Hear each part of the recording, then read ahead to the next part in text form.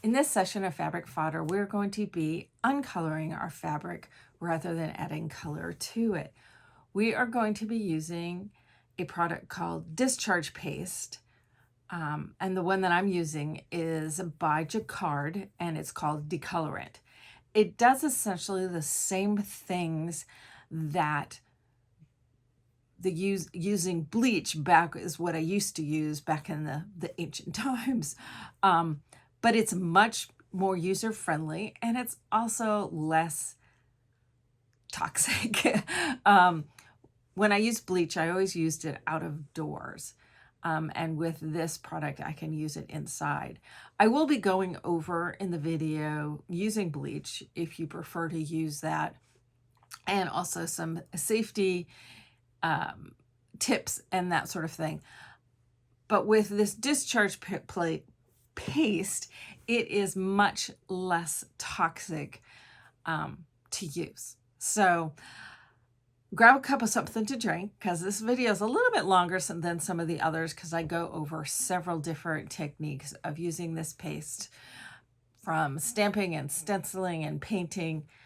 The sky's kind of the limit of what you can do with it. And it's a lot of fun to play with, and you can really create some interesting things, both on solid color fabrics as well as commercially printed fabrics, and you can change how they look. So enjoy. Don't forget to like and subscribe. In today's Fabric Fodder video, we are going to be talking about decolorant. Over the years, in doing a lot of my textile and quilting work, I've used bleach probably more so than what this used to be called was discharge paste. And what the discharge paste or bleach does is it removes color. The beauty of using this decolorant, which is from Jacquard, there's a couple other makers that you might be able to find online if you look under discharge paste. Decolorant is a trademark name by Jacquard, but I just remember the millions of years ago when I first started doing all of this, that discharge paste was something we used in my dyeing, Procyon dyeing and all that kind of stuff days. I would give personally I wouldn't give one of my arms, but I would give just about anything to have all those old notebooks from back when I was in school in the 80s. But I think they were all at my mom's house, and when my brother cleared my mom's house up in Alaska, they must have gotten tossed, but I would give anything to have those back. But anyway, using this decolorant, it's a cool product, and you can find it at like the major art supply stores like Blick and such. You can also find it online at like Amazon and things like that. It comes in a paste, and it also comes in a mist, which is more liquid, and you'll see it here when I open it all up again. But as I said, over the years, I use just straight bleach. The problem with using bleach, and here's some thickened, bleach gel, with bleach is that there's a couple of things. I only use bleach if I can be out of doors. While this stuff you want to use in a well-ventilated room, bleach, I don't like to use it indoors because it just makes my entire house smell like bleach. So I only do it outside, even with the thickened type. And with bleach also, it is really hard when you're using straight bleach on on natural fibers. Both of these things work best on natural fibers, though with bleach you can use it on synthetics, and in fact it's recommended if you're using bleach products that you have a cotton poly blend, because the poly is going to help protect the cotton from getting destroyed. But if you are using bleach, in order to stop the bleaching action, you need to wash them out. And typically you want to do it in a 10-to-1 ratio of hydrogen peroxide and water, and that will neutralize the bleach and prevent it from continuing to, I have a cat trying to climb up on my table. No, sweetheart. So that will keep the bleach from further damage to the fibers. And as a result of that, with other products now available, I don't use the bleach very often. But you can use the bleach, and I usually make it about 2/3 bleach, 1/3 water, half. You kind of got to experiment and where it works best for you. But I usually only do that out of doors. And probably the thing I use it for most out of doors is if I'm doing like a tie-dye thing with the bleach. But anyway, I don't want to dwell too much on the bleach, but you can also use the thickened gel type stuff that you can get at the grocery store. But again, I only use this stuff outside because it just makes your house smell like bleach. There's also other products that are out there, like Tulip has what they call a reverse tie-dye, and it comes in powder form that you add water, but I have tried to figure out exactly, it contains sodium dichlorosynchrocynorate. Anyway, it's basically a bleach in powder or crystal form that you add water to. So again, I tend to want to use something like this. I haven't really tried this, but in terms of my research, it's basically like using bleach. So you can find this at, the big box craft stores. But again, I'd only use it outside because just smelling the stuff inside the kit, it smells like bleach. So yeah, I'd only use that outdoors as well. So with the decolorant, and as I said, it comes in a paste form and a mist form, and by having these two, I don't need the bleach. I don't need to have to deal with the smell of the bleach, any of that. Now I know there's a lot of people, if you can search on YouTube, there's some people who do amazing and incredible work painting with bleach, but again, if you watch any of their videos, they talk about doing it in an extremely well ventilated space. And in fact, it is recommended if you're doing something close up like that, like painting with bleach, that you wear an actual respirator. If I were doing that, that's what I would do. But with the decolorant, it's not nearly as toxic. And so I use it in a well ventilated room, but anytime you're using anything that is got any toxicity to it as well, I do recommend a well ventilated room. Now this is again for use on natural fabrics like cottons and rayons, silk, those kinds of things. It does not work on a polyester fabric to remove color. Now this can remove color from things that have been hand dyed, or it can be remove color from commercially dyed fabrics. The thing about either bleach or discharge paste or decolorant paste is that it and I just completely lost what my you don't always know what color when you put the paste on, what color it's going to turn out to be. So when you bleach something, especially I know in my experience with black fabric, you will find that it'll either come out a kind of peachy rusty color, or it comes out kind of a grayish green color. And what it really boils down to is what are called grayish goods from when they originally painted / dyed / printed the fabric. I don't know why I said painted, it meant printed the fabric.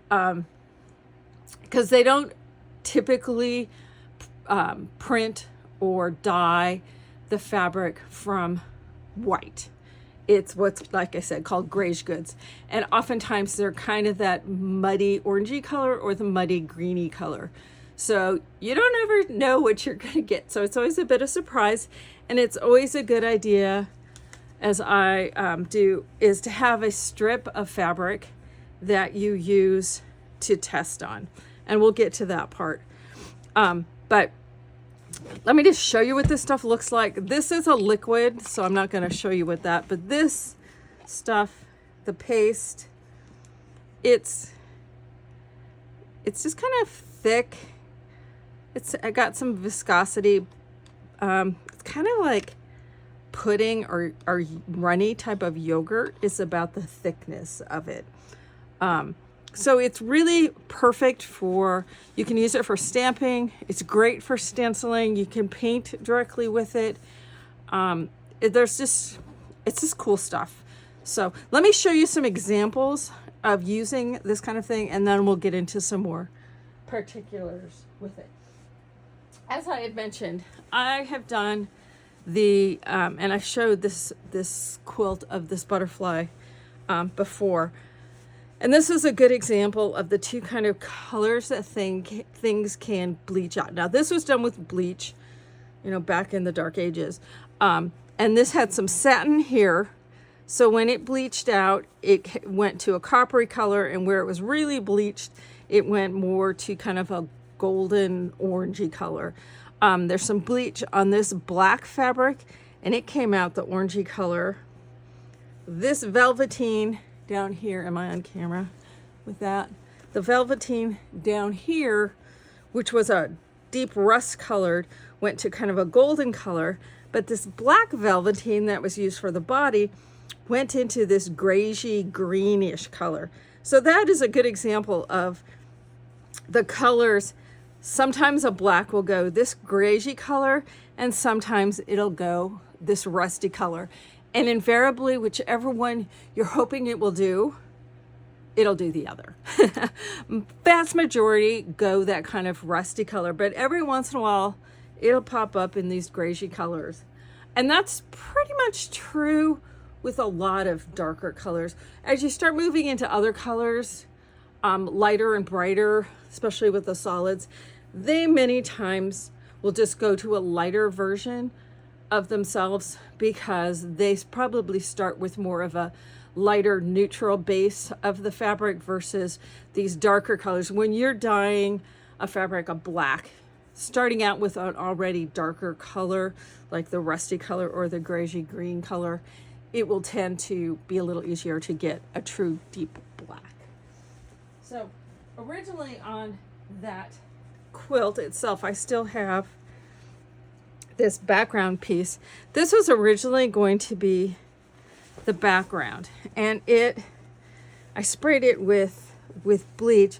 So originally it was kind of this deep blue, had a combination of royal and this kind of really deep blue color. But then when I sprayed it with the bleach, you can see how you can take pre-printed fabrics, and I variated so that down here in this corner it was the lightest, and I sprayed it so that it was darker up to this corner. So on the areas that were kind of a royal color, they turned kind of a pinky purple, and the parts that were more the kind of Prussian blue went more towards a turquoise. So it's almost like a fun surprise, and you can see where it's bleached out completely. It was probably kind of a yellowy peachy color was what color the grayish goods. But you can get some cool variations. You can do this same sort of thing by using the liquid form of the decolorant versus spraying bleach in a spray bottle, which is what I did. And fortunately I was outside, but I'm thinking back to this, the amount of spraying of this that I did with a bottle of bleach to make it, so I had bleach in the air. So probably not my smartest move, but at least there's some products now that are a little bit safer to use. In more recent times, when I first started working with this decolorant, and this has been out as the name decolorant for probably close to 10 years now, maybe not quite that long, but it was discharge paste before that. And so when I first saw this stuff, I thought this, this is like discharge paste. But then I looked, and on the label it says formerly discharge paste, and I go, okay. So I was using discharge paste, decades ago. So, but with the decolorant, when I got it and started playing with it, here's like one of the projects. I've already shown this one once before, but this area is very subtle in the background of this. Now this is a vintage sake bag that's, probably 7,500 years old or something, that I got at a vintage Japanese store. But when I used the decolorant on that, it just gave a very subtle removal or lightening of the color. It wasn't something super drastic. Now, when you use this on other fabrics, like here, this is one of my little test strips of something. Here I use it to color it with a stencil, and this is on one of these variegated type of fabrics that go from dark to light. And so it was interesting to see, but this, when it bleaches out completely, it's kind of a neutral buff color, but it's kind of cool on this, how in varying shades, how it goes from violets and blues down to that buff color. And now this was a scrap from a project that I'm currently working on. And with this one, if you follow me on Instagram, you will have seen these developing, and you'll see this quilt here in the next week or so. With these, I've created these backgrounds, and then I have three-dimensional horses that are going on to the backgrounds. This happens to be for the Pegasus, but that's not the important part. But what I've done on here is I have stenciled on along this side, and you can see on this blue color how it came out a kind of turquoise.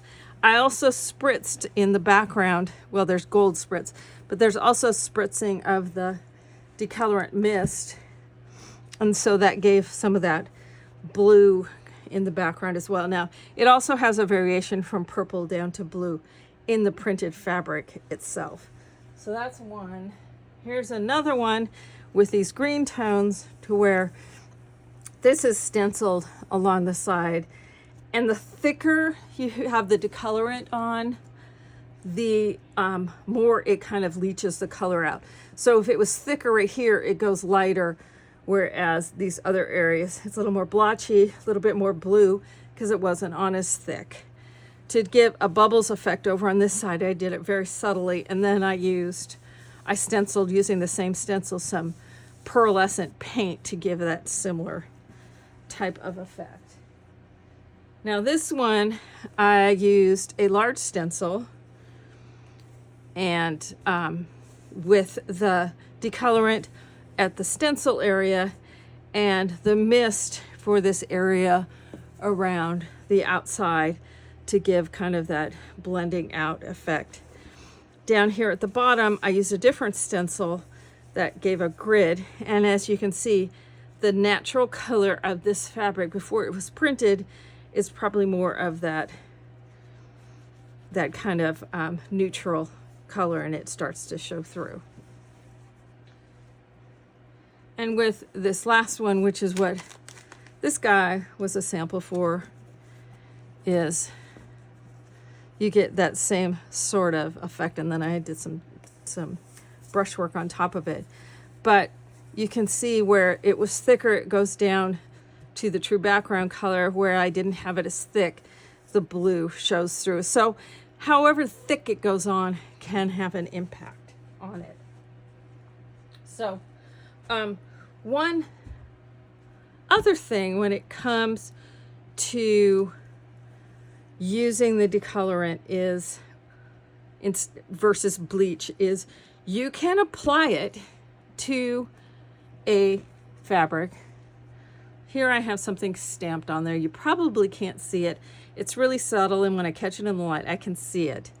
But you allow it to dry. So as you notice, it hasn't taken any color away.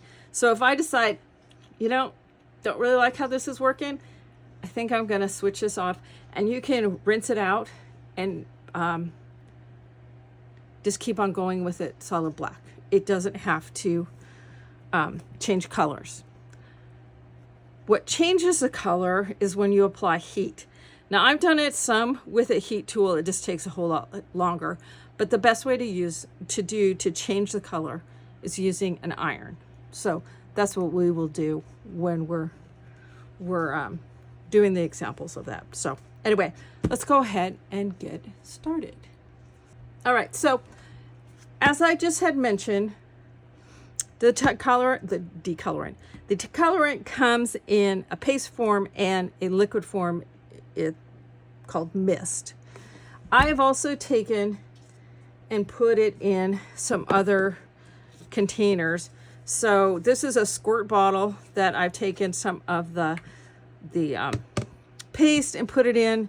It has a rather large hole, but I can use that to draw lines or whatever with that, and they're thicker.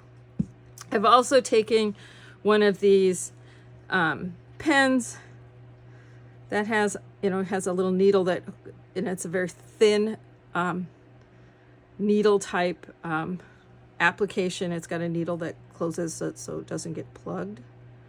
Let's see if I can do this one. And with this one, when I put in just the straight paste, it was too thick. So I did about 2/3 paste and 1/3 mist, and then it comes out. It makes a very, very fine line.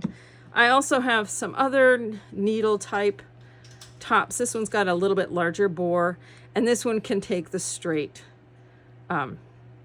paste in it, and I'll be showing you using some of these.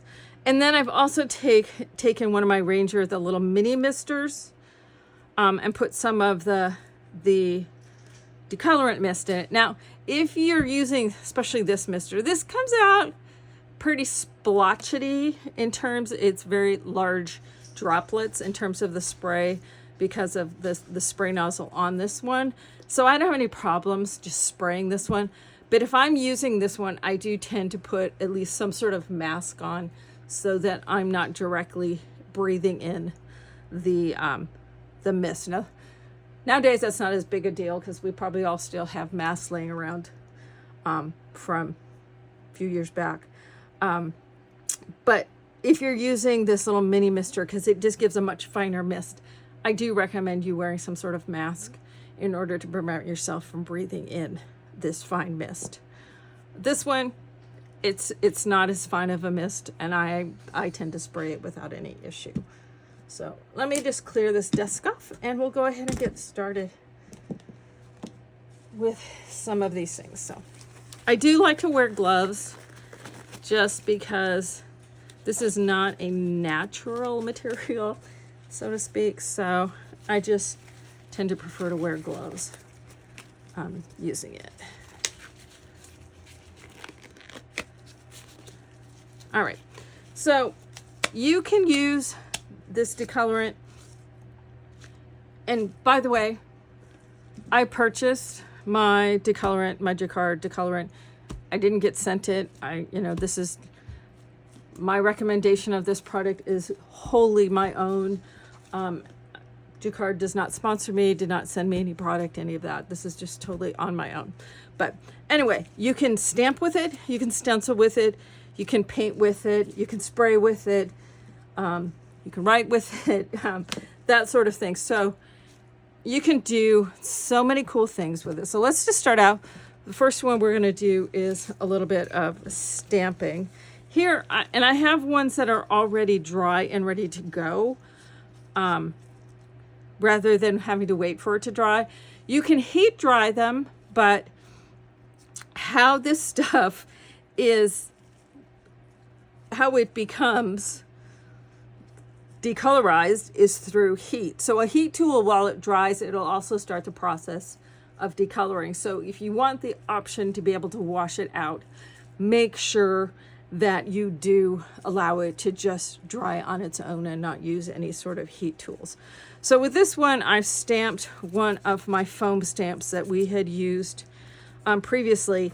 And because my drop cloth here is so bumpy and textury, I just have a piece of acrylic that I will use to stamp on top of just because it's flatter. And with this, I'm just using a foam brush, and I'm brushing it on relatively thickly. Now, the stamping tends to work best for things like these handmade stamps like we've made out of foam, or chunky type of stamps, and not really finely detailed, because they tend to, the finely detailed ones tend not to come out terribly clear. So don't try to think, oh, I'm going to use this super fine detailed rubber stamp. It's not going to come out the way you are hoping it will do. So here now you can see it. Hopefully if I can get to the light just right, you can see how when it's wet, you can see how well it's done. And then you let that set and dry.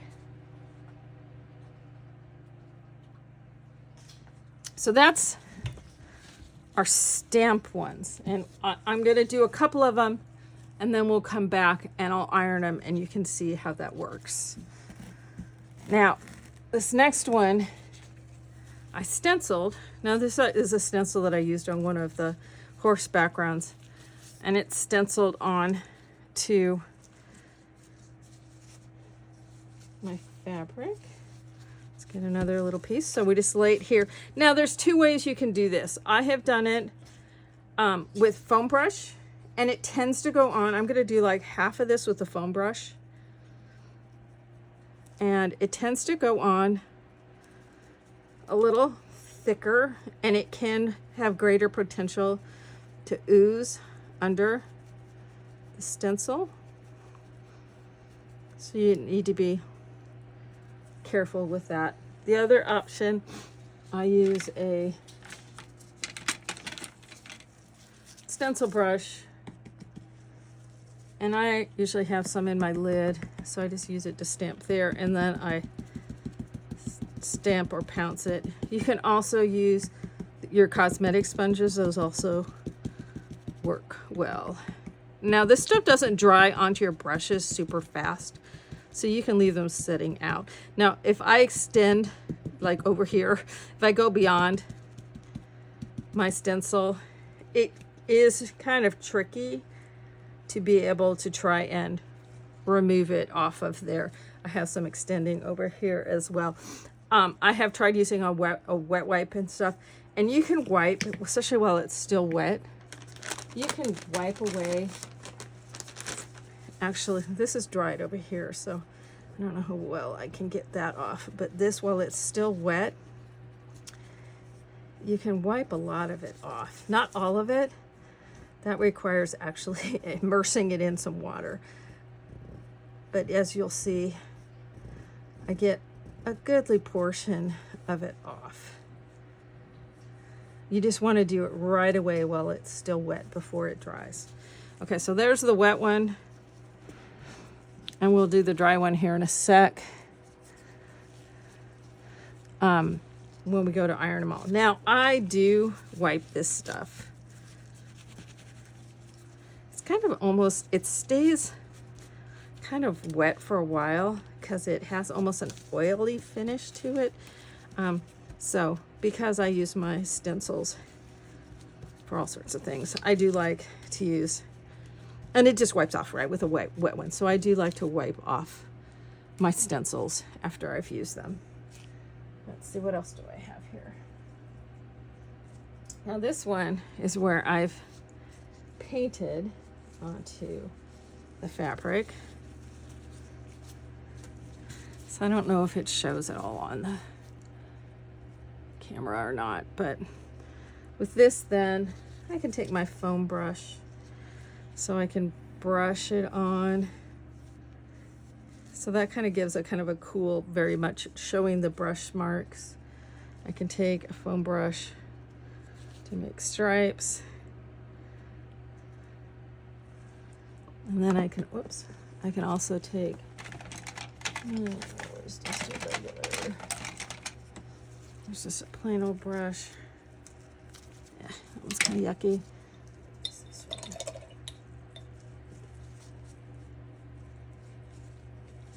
So just a regular brush, and then I can paint basically kind of whatever shapes you want to paint. Just do these little kind of star shapes, maybe make a leaf. Can be just kind of, you know, primitive, you know, kind of paint shapes. So here I can do, make sure I'm on camera. So I can do some circles. And again, it can give you a much more primitive look when you're using just brushing it on. With this one, you can't see anything on there, because what I did with this one is I sprayed it, and just using the mist spray. As you can see, it's kind of a chunkier spray. I'm going to break my rule because I'm not going to do much of it. But this is the same, whoops, I don't need to take the cap off. This is the same. I just took some of this out of this bottle and put it in my little mini mister, and I'm just going to hold my breath while I do this.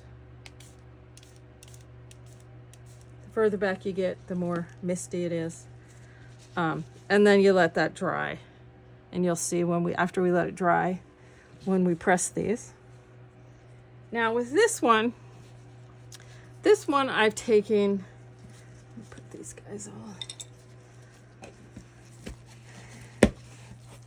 This one I've used my various different pointed apparatus.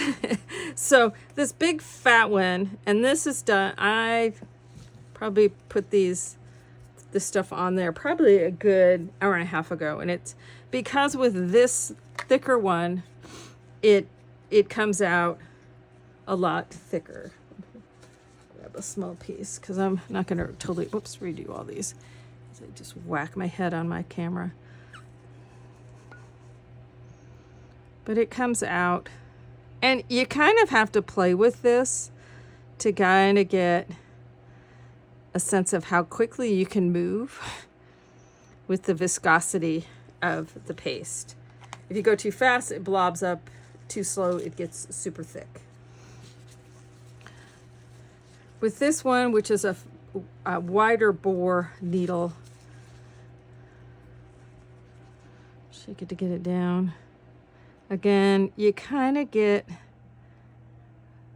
it takes a little bit of practice, but you can get a sense of how fast you can move, that sort of thing. It's not perfect, but it's kind of cool. And this last one, where it's kind of the half mist, half paste, because it's such a fine needle point on it that you can, it's just a matter of figuring out the pressure. I end up having to use two hands, but it really gives you a fine line. And with practice, obviously you get better. I'm not taking my time and effort on this, but you can go fat, medium, thin with it.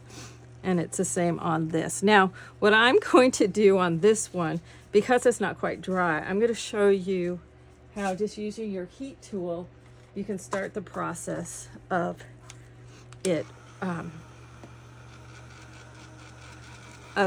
changing the color. As I said, I tend to prefer an iron, but the heat tool, because I have no patience for things drying, so I tend to dry a lot of things with a heat tool.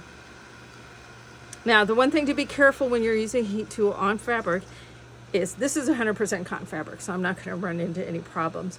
But if you are using any kind of fabric that is a non-natural fiber or a synthetic fiber, you need to be aware that it has potential to melt your fabric. So always do tests before you're on something on your big project.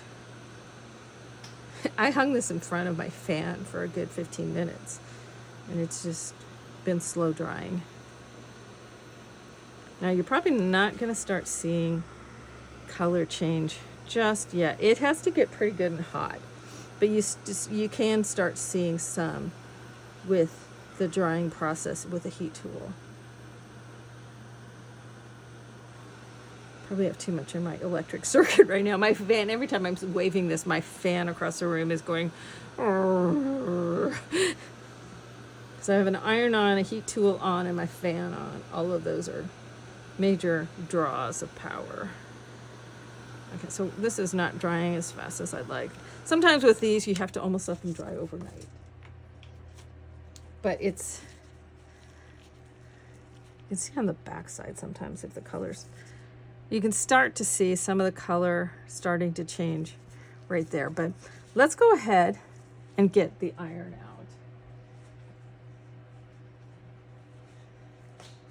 Now I have a wool mat for my iron and my little iron with this little thing, and then I need my cover.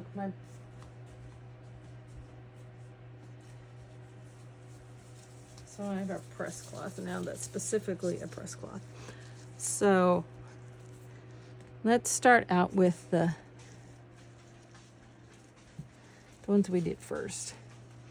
Here's the one that we did the stamp on.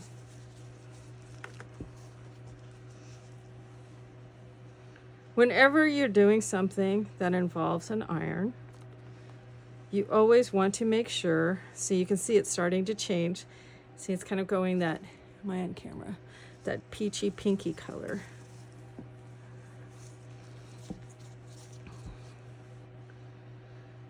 You always want to have an iron cleaner, and I'll grab that here in just a second so that you don't get stuff on your iron. I am going to pull these off because my hands are just dying. It's hot.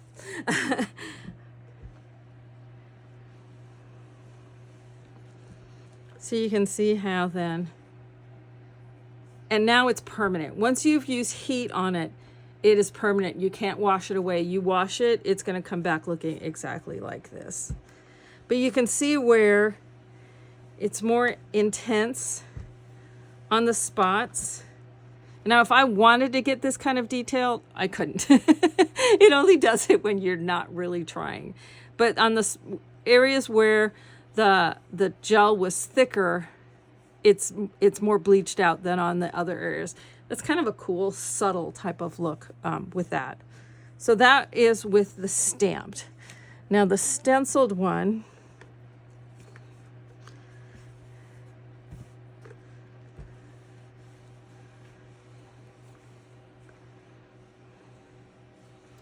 go ahead and just heat it up.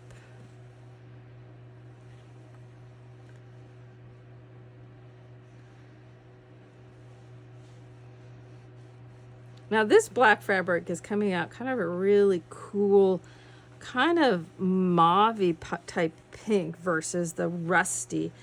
So the grayish goods for this, so you can then see, and here's where on this one that I got it, over. This isn't the one that I wiped off. I'm trying to see if the one that I wiped off is dry. Yeah, it's pretty dry. Let's do the one that I wiped off, and you can see when I wiped it off. Of course, my dog wants out.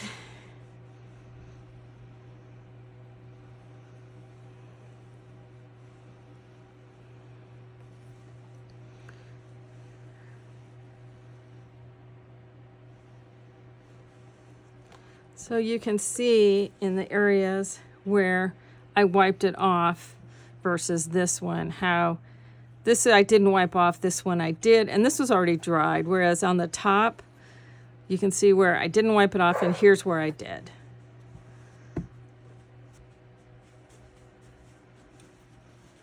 All right, so let's go to the one where we painted it on. I'm just gonna do this double layered.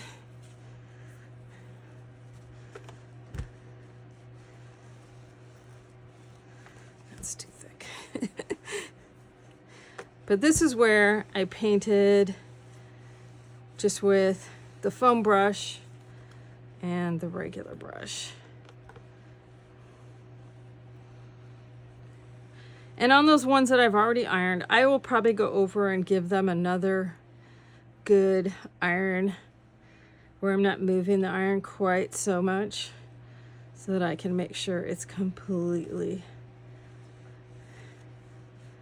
then discharged, so to speak.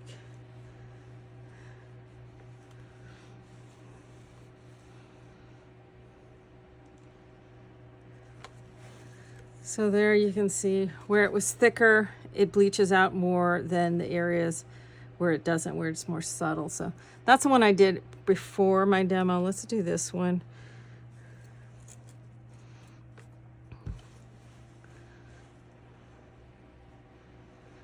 It wasn't quite dry, but close enough.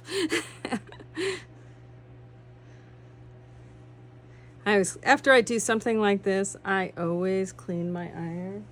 And I'll show you. I just use, your basic iron cleaner.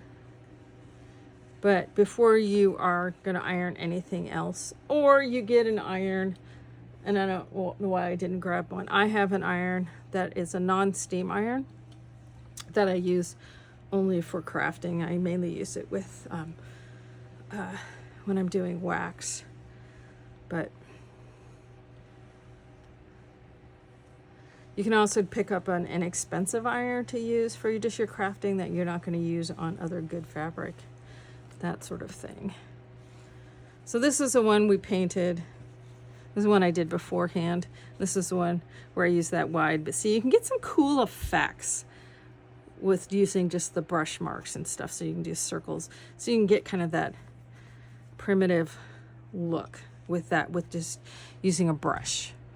Now this one was done with the spray, and on one side I did the spray, the mist bottle that's a little bit heavier, and then I also did the little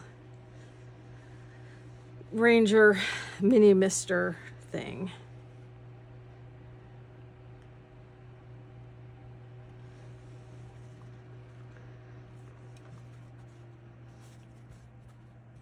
Between the threads and the cat hairs, I have industrial strength lit rollers that I have to go over with. And they all think these wool mats for ironing, they think they're the greatest things in the world to use as a scratch post. They also clean my design well, stuff like that. It's just loads of fun. Okay, this one is not bleaching out. I might not have gotten it as heavy on there.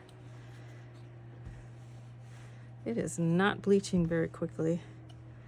And it may just require me to press on it longer. Oh, it's starting to come out now. And the beauty of using this discharge stuff is that if it's not exactly the way you want it, you can, like especially with sprays, if it's not enough, you can spray more. So that one just kind of came out kind of eh. Let me see if the one we did in class, not in class, in the demo, works better. You can always, especially with spray, go add more. You can also flick it on there to get bigger splops, things like that.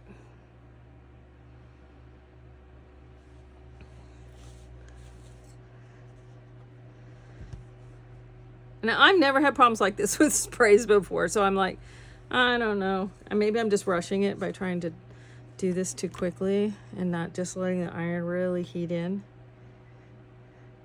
And it's also subtle, so it's probably not showing up on camera. Now it's starting to come out. I tend to, when I want something like on some of those horse backgrounds that I showed you, when I want it to kind of just floof out or blend out. Now this might not show up on camera, but I'm seeing it much better in person. Here's where kind of the splotches with this sprayer came out, and it's much more subtle across on here. So I don't know if you can see the black versus, but it's subtle on this straight black. I'd probably do another coat but this one came out much better, the one that I did when I demoed versus, and it's subtle, so you probably aren't seeing it terribly well. Okay, now let's go to this guy, and I'm going to actually put a paper, except the paper towel gives me, I'll put another piece of fabric over, because a paper towel tends to give me paper towel texture. And since this isn't dry, I don't want to go straight on it with such a thin press cloth. So I can just get it dry. Let's actually do it from the back side. Okay, yeah, this one's starting to go. And it's patience, and I'm not being patient while I'm demoing, but you just keep ironing it until it really starts to go. Now you can see where it was the thickest with the big fat bottle, the ketchup type bottle. It obviously bleaches out the most. I mean, not bleached. So this one was this guy. This one was this guy and this guy. But I squirted a little bit hard when I was trying to get it to come out. So that's where those fatter areas are. And this one is these guys. So this one gives that real fine line, harder to do. This gives a thicker line, and this gives the thickest line. So if you're wanting to do any kind of line work, you can, and you can actually get, some people can get really good at it with some practice, and also looking, if these were, I wish I could get one that's in between these two. So I might look at these fine line ones and see if they've got something that's a little bit heavier. Because I have the blue one and the yellow one. And I think there's one that's even a little bit heavier. But you can see when it's on there super thick, how it really bleaches out versus these where it's not, where it's thick, you can see it bleaches out, but it's also much more subtle in the areas where it didn't bleach out. Now I also did some on this. I did some stenciling onto a printed fabric, and you can see it very subtly when it dried. It kind of went this light blue gray.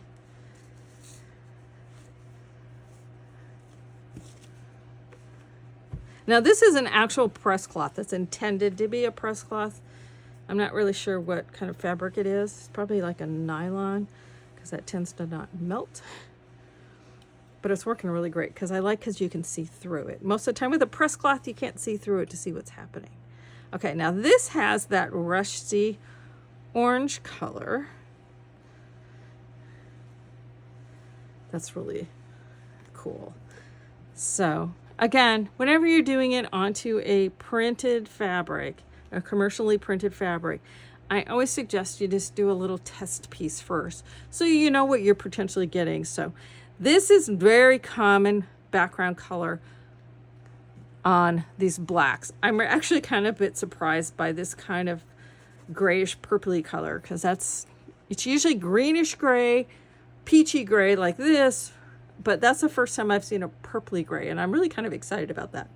But this is a very common color, so you can see how you can enhance even commercially printed fabrics. And this one, I don't remember exactly what I did on this one. Oh, I did some stenciling on this one too. I did it at one end. I don't remember which end. Now let's set this end. This is where it's doing it. So you can take something that is commercially printed and you want to do something to kind of add to it, enhance it a little bit, and maybe, you want to add some shape or something to it, you can do so.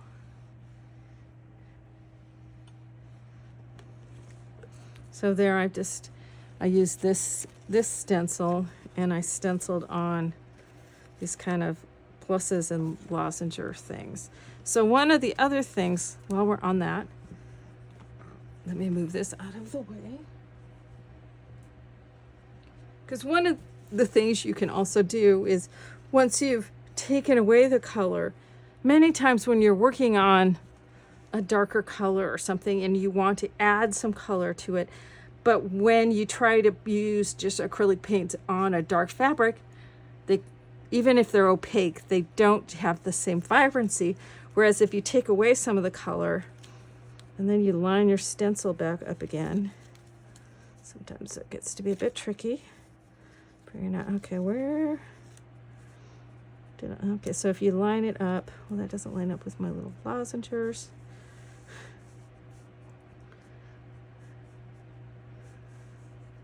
You just gotta shift it around till it matches up. So maybe it was this way. Regardless, I don't want to spend a bunch of time doing that, but then you can go ahead and stencil. So I've lined some of those up. So let me just grab a color here to where I can stencil this on a little bit. On those areas where I've taken the color away, so I can add in a color that, how bright that is there, but if I did that same color over here on the tan, it's not going to be as bright to where, so that as this dries, when it's on this lighter color, it's going to maintain the pink, but as you can see, as it's drying already, it's already darkening, and you see the dots through it. Whereas this one, if I go ahead and I had it lined up perfectly, I can then stencil the color on. So you can use the decolorant to take the color away, and then you, with a stencil, and then put your stencil, line it back up again, and add the color back on, and you'll get a much more intense color. So if I were to do that on something like this one where it was dark, except I like these, to where I could then bring a color back in on the dark that wouldn't show nearly as well on a darker fabric or a colored fabric. So anyway, there we go. So we have some stenciling, we have some painting, we have some drawing, some sprays, just regular stenciling, and where's the stamped one? Where did it go? Okay, I don't know where the stamped guy go. Well, oh, here he is. And the stamped one. So you can use any number of techniques using your decolorant. And again, you can try the same sorts of things with the bleach and the thickened bleach gel and stuff. But again, anytime you're using the bleach, I recommend you do that outside. With the decolorant in a ventilated room, you know, open a window up, something like that, I have had no problems at all. And I'm very cautious about stuff that smells, not only because of my family, but I also have small little furry critters running all around. So I tend to be a bit more cautious so that I don't impact them. And wherever I am, they tend to be. So anyway, stamping, stenciling, spraying, drawing, painting, whatever you want to do. It's cool stuff. So jacquard decolorant instead of bleach. Thanks a bunch.